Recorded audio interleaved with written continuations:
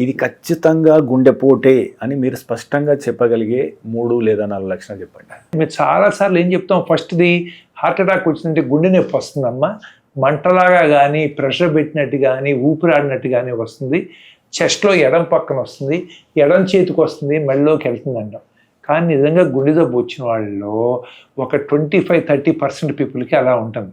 మిగతా వాళ్ళకి కొంతమంది పంటి నొప్పిలాగా వస్తుంది, కొంతమంది మెన్నెప్పిలాగా వస్తుంది, కొంతమంది ఎసిటీ లాగా ఇక్కడ వస్తుంది. ఈ ఏరియాలో ఎక్కడ లేదు, ఓన్లీ అంటే చేతికి తిమ్మిరిలాగా రావచ్చు.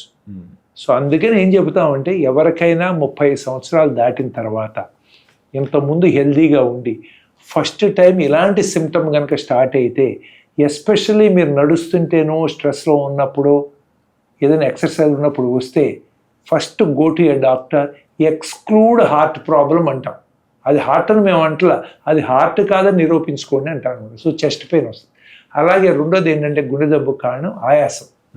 ఇంతకుముందు అంతా బాగున్నాము, మనకి ఏ ఆయాసం లేదు, కానీ సడన్గా ఇంతకుముందు ఇక్కడి నుంచి జూబ్లీ చెక్ పోస్ట్ దాకా వెళ్ళగలిగేవాళ్ళం. మనం ఇప్పుడు ఇక్కడి నుంచి బయటకు వెళ్ళేటప్పటికే కొంచెం ఏదో ఇబ్బందిగా ఉంది, ఆయాసంగా ఉంది, కళ్ళు తిరుగుతున్నట్టు ఉన్నాయి, చెమటలు పడుతున్నాయి. That may be first sign of a heart problem or heart attack. Okay. లేదా ఏంటంటే సడన్గా వాళ్ళకి అన్కాన్షియస్ అయిపోయారు, ఊపిరి అందట్లేదు, బీపీ తగ్గింది, కళ్ళు తిరుగుతున్నాయి. ఇలాంటి సిమ్టమ్స్ అన్నీ కూడా ఏంటంటే హార్ట్కి సంబంధించి. ఇలాంటి సిమ్టమ్స్ ఎప్పుడు వచ్చినా వెళ్ళాలి. మెడ్ ప్లస్ లో అదే మెడిసిన్ అదే క్వాలిటీ, మార్కెటింగ్ డిస్ట్రిబ్యూషన్ ఇంకోటి అంటూ వీళ్ళకి అదనపు ఛార్జీలు ఉండవు. అందువల్లే 50-80% డిస్కౌంట్ లో మనకు అందిస్తున్నారు.